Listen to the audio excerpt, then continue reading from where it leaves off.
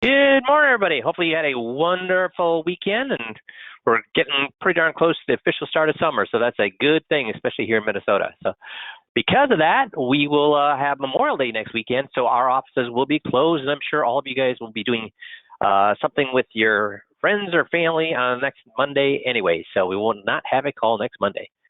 I want to thank John because he sent in a great little report from Model Capital Management, LLC, and it's talking about runaway inflation. Mid-month client commentary, runaway inflation. This week's inflation numbers are staggeringly high, which now affects consumer confidence. High inflation will likely be followed by rising interest rates. I speculate that once again, well, I think this will be proved to be the proverbial pin to prick the bubble. So he points out here that volatility increased in the first half of May, but the market remains near its all-time high with an extreme bubble valuation. As we've been writing in these commentaries, the reason doesn't apply here. Instead, bubbles are sustained by crowd mentality. Because is there any reason, guys, for the market to be where it's at right now? Any reason whatsoever for the level of the market to be where it's at right now? No.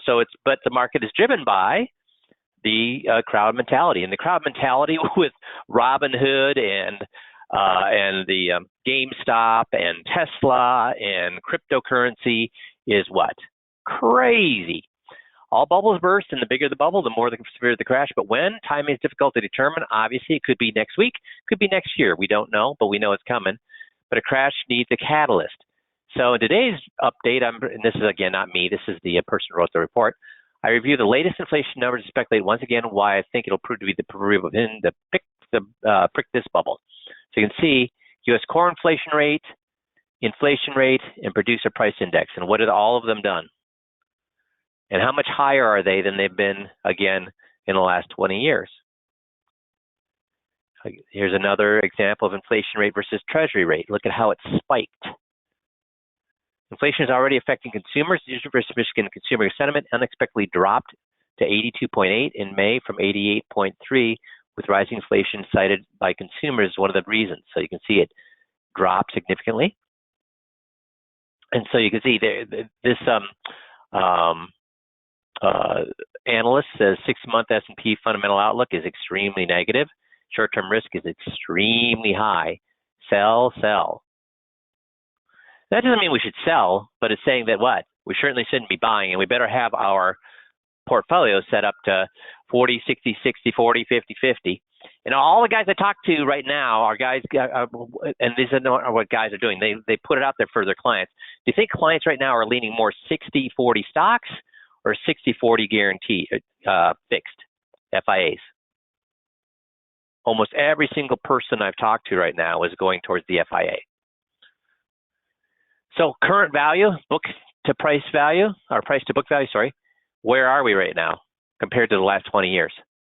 Little high or unbelievably high? Unbelievably high. So this is the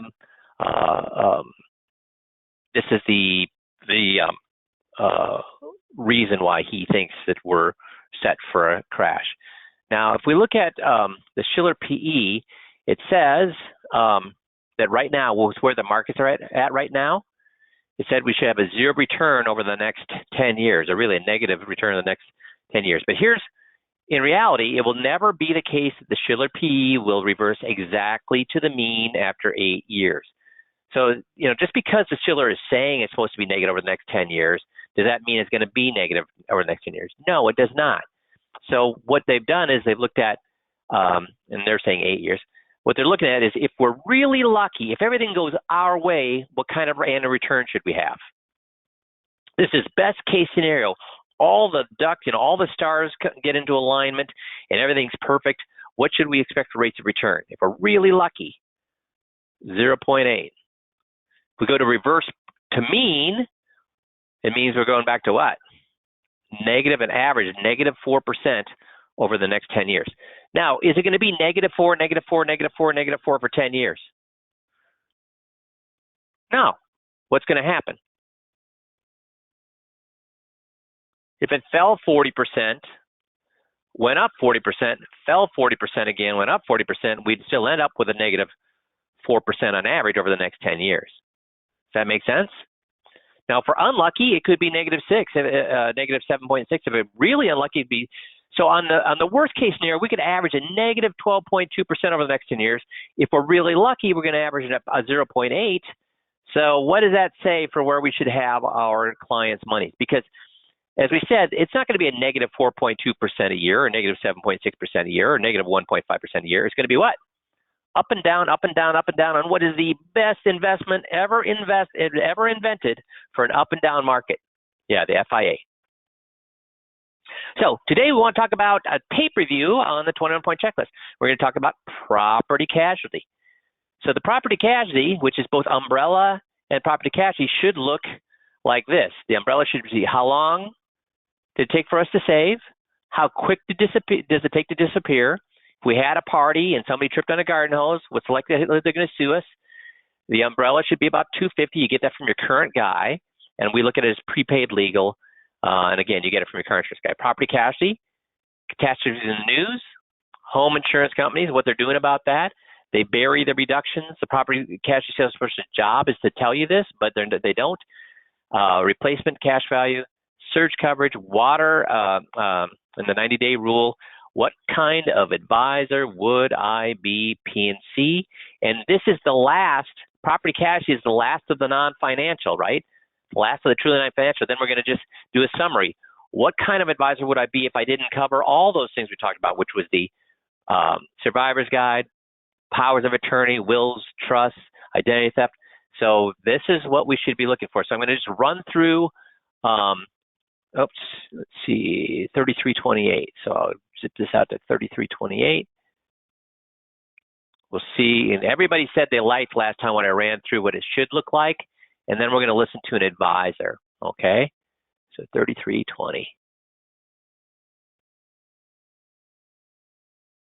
I can get, okay.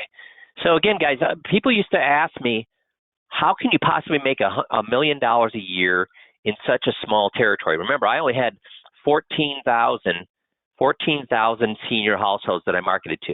And I was making $1 million a year. Is 14,000 senior households a big amount of people or a small amount of people?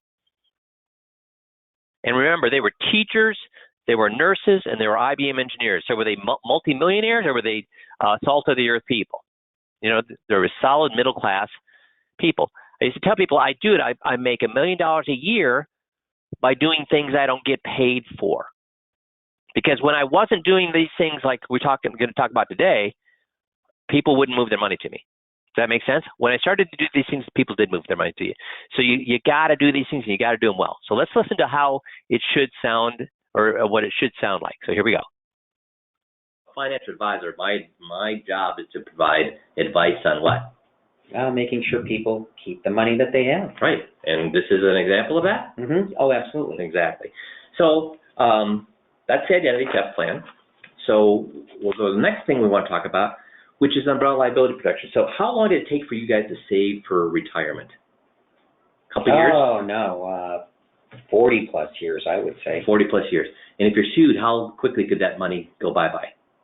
Oh, right away. Right away. And the thing is that if we live in a society where if I have a party and somebody trips on a garden hose, they're going to laugh, but the first thing they're going to say is, I hope you have good what? Good insurance. Now, they're not going to sue me. But if that's the first thing that pops into the head of a friend of mine, what do you think is going to be the first thing that pops into the head to a stranger if I'm involved in any way that they can sue me for? Well, they're going to think about suing you. They're going to think about suing me. So we recommend all of our clients have is what we call an umbrella liability insurance, and that will protect you up to $1 million of lawsuit. And if you protected $1 million, guess what? It's going to be at. So what is the client probably thinking right now? What are they thinking? What is the reason? So up to this point, I've acted like a funeral, a funeral. What do you call it? A funeral, a mortician. I've acted with the survivor's guide. I've acted like an attorney. I've acted like an identity theft expert. I've acted like I'm acting like all these other things. What are they thinking with me saying, hey, we recommend all of our clients? That's right. That's right, John. That I'm going to sell them something. That's right, Nick and Jeff. I'm going to sell them something. And I want them to think I'm going to sell them something. I need them to think I'm going to sell them something because I want them to misjudge me. So when they think, oh, here it comes, or he spent the last half hour acting like a nice guy, but now I see it. Now comes the heavy sale. I want them thinking that, because then at the end I say, hey, who's your property casualty person? Go back to them. What does that do for me when they misjudge me like that? It makes them feel, just take a breath. Mike's only here to help. Quit misjudging him. Quit jumping to conclusions. He's actually here to help. Quit being so, it gets them rocks them on their heels that they should stop misjudging me. I actually am here to help them. Does that make sense? So here we go. Adequate. Here's why. Now, if you're sued and the insurance company is protecting you up to $1 million and you're paying $250 for that protection, who's got more at risk, your $250 or the insurance company with $1 million at stake? No, the insurance company has more at stake. So guess what kind of attorneys they have on staff? Good ones or bad ones when it comes to lawsuits? Oh, I'm sure they have good ones. And do you think they might even be better than the ones you could hire down the street? I would think so. And do you think you can hire the ones down the street for $250, or it's going to be tens of thousands of dollars to protect you in court if somebody sues you? No, it's tens of thousands of dollars. So do you see why this would make sense to have this as just I kind of look at it as prepaid legal, because whose attorneys are you using? Theirs. And good ones or bad ones? Good ones. In the worst case scenario, you're on the hook for what? $250. And they're on the hook for what? $1 million. So do you see why this would make sense to have this? Yeah. Now, who is your car insurance with? We use State Farm. State Farm. So you go back, this is attached to your car insurance. So you're going to go back to your State Farm agent, Okay. and you say, I'd like to look at umbrella liability insurance. Okay. Now, if it costs much more than $250, have him get a hold of me so I can figure out what's going on. Now, it might be a few dollars more, a few dollars less, but if it's significantly more, then have them contact me and I can figure out what's going on, because it really shouldn't cost any more than that. And State Farm, I'm pretty sure I've seen, is right near that number. Okay. Make sense? Yeah. Cool. Now, the next thing I want to talk about a little bit is your home insurance. Now, so I don't go into what kind of advisor would I be, because I roll the umbrella and property casualty together because they're both sold by the same person, right? Now, that umbrella is if Jeff did not have an umbrella. How do we handle it if they do have an umbrella? Well, guess what? The tape review we're going to listen to, she does the advisor does a great job of handling it when they already have an umbrella, and she still gets them worried about it, that their property casualty is not doing their job. So, and also their advisor is not doing their job. So this umbrella I just did was if they have one. If they do not have one, and the tape review we're going to listen to after we get through this training video is when she's going to do it as if they do, or not as if, they actually do have an umbrella and how she handles it. Make sense? But now let's look at how I handle a property casualty. So here we go. When we turn on the news, are we seeing more or less fires, floods, and catastrophes? Oh, way more. Way more. For whatever reason, we're seeing way more of them. And guess who has to pay out every time a house is burned down? An insurance company. Yeah, so are they making more money than they used to or less money than they used to? Probably less. They're making significantly less. In fact, some of them are getting, in distress financially. So what they've done is this, is if they start raising everybody's rates by 50%, guess what people might start to do? Drop them. Drop them, or at least start to what? Look around, right? Look around, yeah. And do they want people to do that? No. So instead of jacking the rates up, what they do is they lower the benefits. So they can still charge the same, but your benefits go down. Now, how they do this is every year when your policy renews, they're going to send you a prospectus, and it's about a 20-page document, and they'll state that, hey, we've made these changes in your coverage, and if you're okay with them, you don't have to contact us. If you're not okay with them, contact us and we can address them. So how many people do you think that's on the front page, or do you think that's in the middle? I'm sure it's in the middle. In the middle. And how many people you think call them and talk about that, or read in the middle? None, or very few. Very few. So then guess what? What happens to their benefits? They go down. Yeah. Now, does you pay your home insurance probably twice a year? That's what most people do. Yep. So every time you pay a premium, does your agent get paid? Yeah.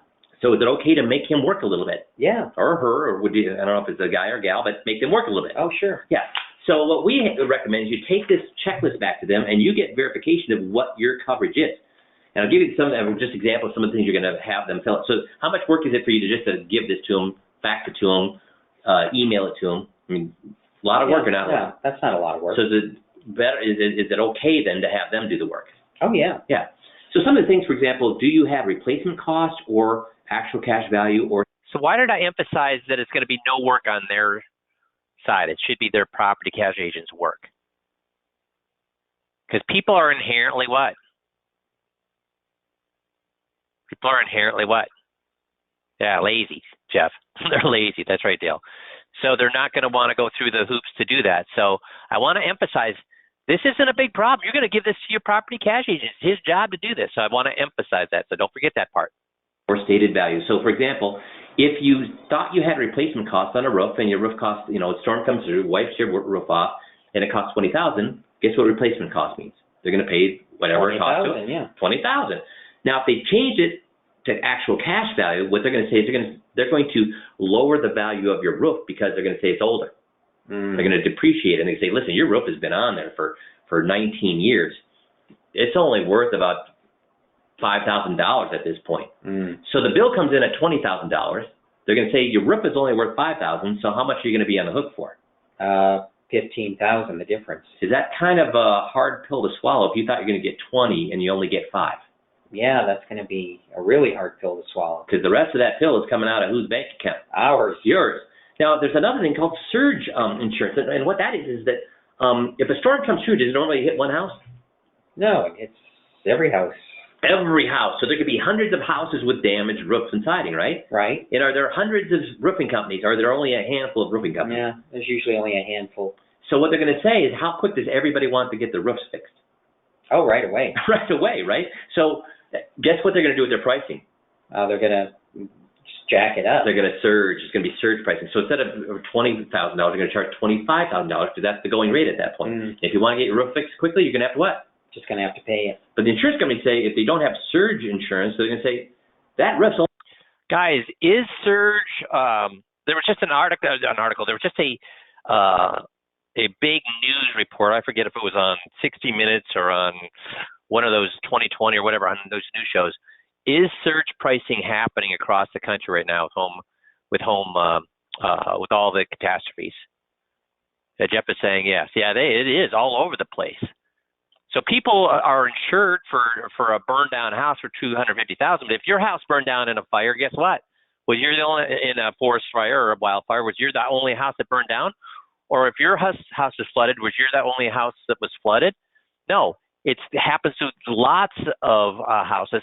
So your insurance is to replace your $250,000 house building costs. But if you want to get it done anytime in the next century, guess what you're going to be paying? $250 or $350? $350. So this is actually something you are actually helping these folks by covering this stuff. It's only worth 20. If you want to be silly and pay $25,000, guess who's going to pay the extra $5,000? I guess we would. Yeah. So even if you have replacement costs, you'd be on the hook for what? Still be on the hook for the overage, the $5,000. But if you have actual, you'd be on the hook for 15 plus what? Plus all that additional. Is that a problem? Yeah, that would be a big problem. Yeah. I mean, so you want them to tell you that, and again, if you know it and you say, oh, I'll take that risk, that's fine. But if you don't know it, then what kind of a problem is it? Well, then it's a big problem. Big problem, right? So it goes through and has them cover all of these things. Another one is water. There's how much damage can water cost? Oh, lots. Lots, like tens of thousands of dollars worth of damage. And they've done things like this. They've said they've inserted 90-day rules where they're going to send in an inspector. If you have water damage, send in an inspector and say, that flashing in your roof, that wasn't installed right 3 years ago, so that was the problem. So that's longer than 90 days. So guess what they say about the water damage? Like it's our problem? Your problem, not covered. Would that be something you would want to know up front? Oh, yeah, for sure. Yeah, so this is going to, sometimes we don't, are you an expert on property casualty, home insurance? No. Me neither. No. But you know what? These are common sense things that we can ask them. So then are we going to be surprised? And can we make adjustments? Well, we can make adjustments. Yeah.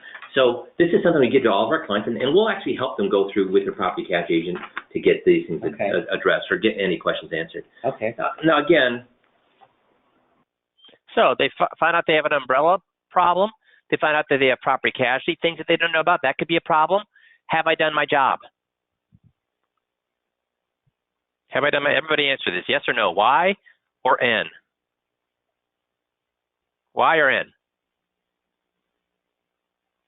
I'm getting about 50-50 Y's and N's. And you could argue either one. Yes, I've done my job, or no, I haven't done my job. You could argue either one of those. Yes, I've done my job up to this point, but it's worthless unless I what? I could have done a perfect job there. If I stop there, what is it worth? Nothing. And no, it does not need a solution. It's not about solution. Guys, is the 21-point checklist about they don't have an umbrella, they should get an umbrella? Is it about, hey, they need to get the property casualty updated? Is it about them paying too much taxes? Is it about them paying too much in fees? Is it about them on their power of attorney not working? Is it about any of those things? What is it about? Motive, right, Nick? Motive. That's right, Mark. You need to get them to say the advisor should be looking this. Now, with the non-financial stuff, we don't come right out and point the finger at the advisor. Instead, we have them say over and over and over the non-financial that I'd be a bad advisor if I did not do this. And we use the connect the dot mentality that the more dots I put on the page, the more likely they're going to be able to connect those dots. So if I say, what kind of advisor would it be if I didn't cover the survivor's guide? What kind of advisor would it be if I didn't cover these of the will and trust? What kind of advisor would I be if I didn't cover the power of attorney? What kind of advisor would it be if I didn't cover the MPOA, the electronic filing? They keep saying you'd be a bad advisor. You'd be a bad advisor. You'd be, wait a minute, you're not even my advisor. My advisor should be doing these things. My advisor is the bad advisor. See, eventually they come to the conclusion, even though I say, what kind of advisor would I be? They come to the conclusion, it's not about Mike, it's about my advisor, and my advisor sucks. Do you get that? And do we ever even mention their guy during the non-financial? Or is it always, what kind of advisor would I be? And so we can kill the other guy without even mentioning the other guy with the non-financial. Does that make sense? But I can't stop there. I have to say that. So let's see if I do that. Things that deal with your investments, or are they just financial? No, they're just financial. When we say just financial things can do what to our finances? They can really mess them up. Right. So if I'm an investment salesman, probably shouldn't be covering that stuff. But if I'm a financial advisor, should I or should not be covering that stuff? No, you should be. So again. Okay, so I just differentiated two things. What did I differentiate there, guys? If I'm a what, I don't need to cover these non-financial things. But if I'm a what, I should be covering them. So what did I say? If I'm a blank, I should not be covering these things. That's right, Nick. Salesman versus advisor. Everybody's getting salesman versus advisor. Salesman versus advisor. And does anybody want to work with an investment salesman? No. You know what they want to work with is a financial advisor. Again, I apologize for this. We're almost to the fun stuff. Okay. Because but with the legal stuff, the power of attorney and the will, the medical stuff, the identity theft, the property casualty. Again, not fun stuff. We're all done with that now. But we've been talking for a half an hour. Why do I waste a half an hour of your time and my time? Because do I get paid to do any of those things? No, I don't think so. No. So why would I waste my time and your time covering those things in the first half hour? Just to make sure that we're taken care of and don't have to worry about those things eating into our savings and stuff like that. Right. If I just said, well, I don't get paid on them, so why should I cover them? What kind of advisor would I be? Well, you wouldn't care. You'd be a bad advisor. Yeah. So you forgive me for the last half hour? No, this is good information. Okay, good. So now we get into some of your investments, okay? Okay, so did I get him to say over and over and over that I'd be a bad advisor if I didn't cover these things? Yes, and that's the whole purpose of these things. Yes, we want to fix these things. Yes, we want to be of service. Yes, we want to take care of our clients. But the real reason we're doing these things, along with helping the clients, is to get them to say, I'd be a bad advisor, and because I'm not their advisor is a bad advisor for not covering these things. Make sense? So now let's listen to an actual advisor in action and see how she does with this, okay? So here we go. The next thing here is an umbrella, and you have an umbrella policy, okay? So that one, you've already done well, you have it. There's a couple of things we want to talk about to make sure that your umbrella covers, okay? Because you've had that umbrella for probably a while, right? If you had it. Well, actually, we're just getting it updated again. Okay. So when you get it. At one time, the umbrella, if I said something bad about you and you wanted to sue me, it covered me for that. Yeah, it had everything. The wrong thing, right? Why, it covered it, right. So at least you're not saving this conversation. I could feel free to just cut loose and just whatever. Say whatever and not be worried about it, huh? I know companies were getting a little bit, do we live in a sue-happy world? We do.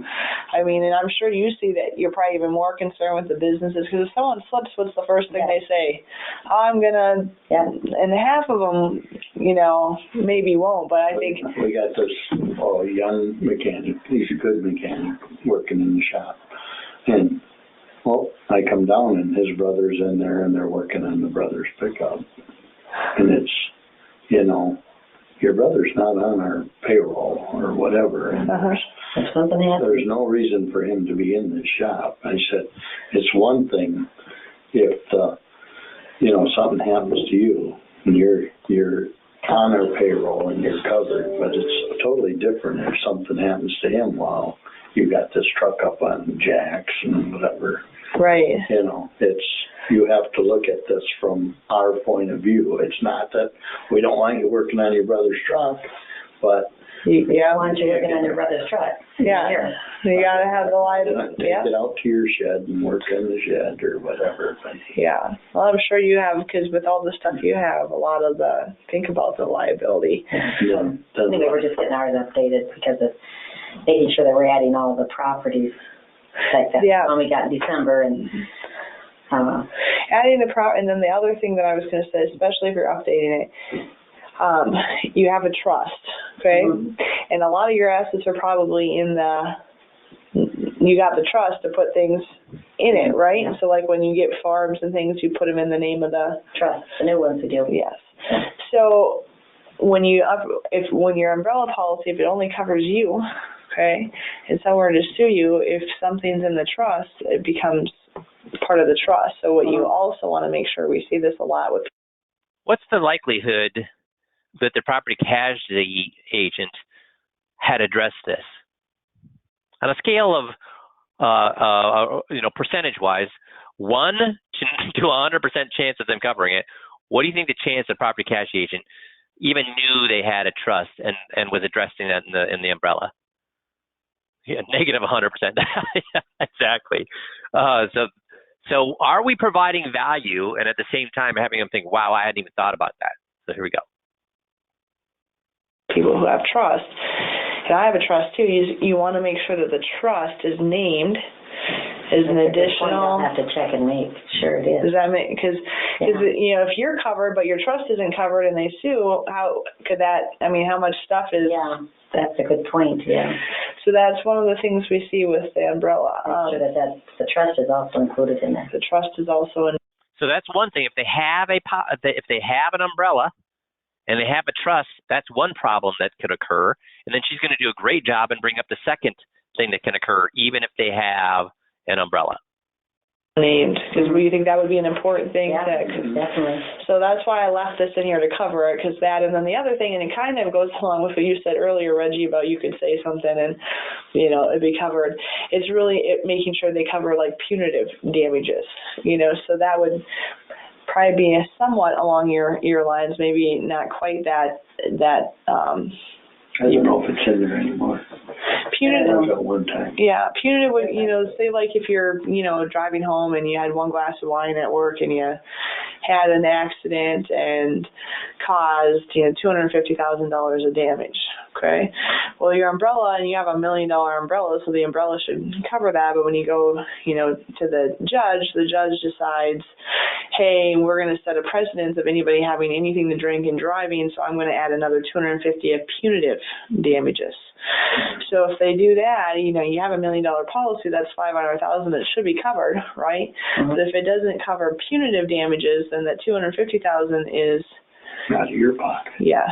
Mm-hmm. So those are some things. Like I said, you're already proactive because you have the umbrella. I know you think about this, and we always call the umbrella one of the things we'll talk about is. So is she doing a good job of empowering them?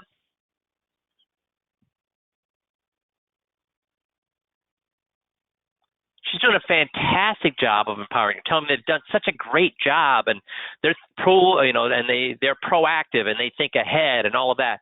So she's patting them on the back, which allows her then to point out problems. So if you tell people they're really, really smart, then it's about a certain issue. They're much more open then to you pointing out maybe things that could have been done better. She's doing a fantastic job with that.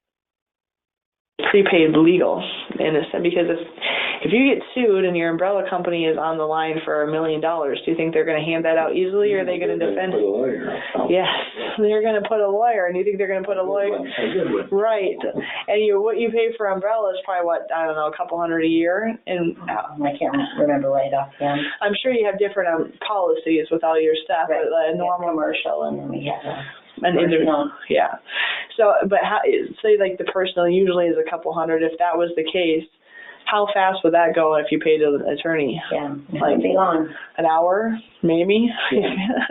So I don't even A know. lot of them get $200. yeah. So that's what Around us about 175 for the better ones. But for the so that's where we call that. So again, and where do you get your umbrella from?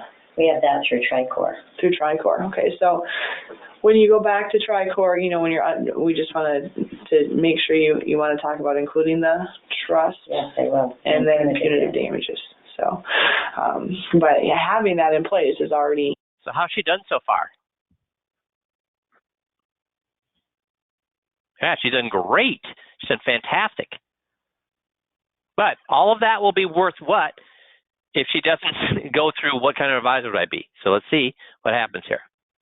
A great thing that you're doing that. So just go back there and when you do that, make sure it's got those two things. Okay, well, thank you. So, all right, and then we're kind of going down here. Some of the things we want to talk about is your assets. Some of them may not be titled correct, and I think you've done a lot of it well. So now she's into titling. What did she skip?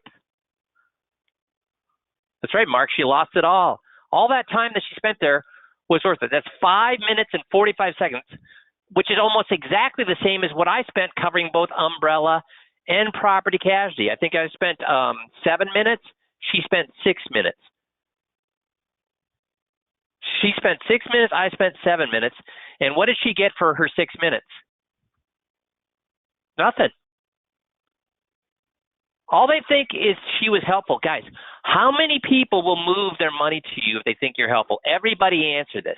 How many people will move their money to you if they think you're being helpful? Zero, none. Everybody's saying none. Yeah, that's when I was making $50,000 a year, everybody thought I was immensely helpful, and they all took my information back to their current guy. The only reason people will leave is if they don't trust their current guy. And the non-financial stuff, they're not. Is anybody going to leave their current advisor over the non-financial stuff? Is anybody going to leave their current advisor when they say you'd be a bad advisor, Mike, if you didn't cover these things? Does anybody leave? No, they don't leave. But what it does, anybody here a chef or anybody here like to grill?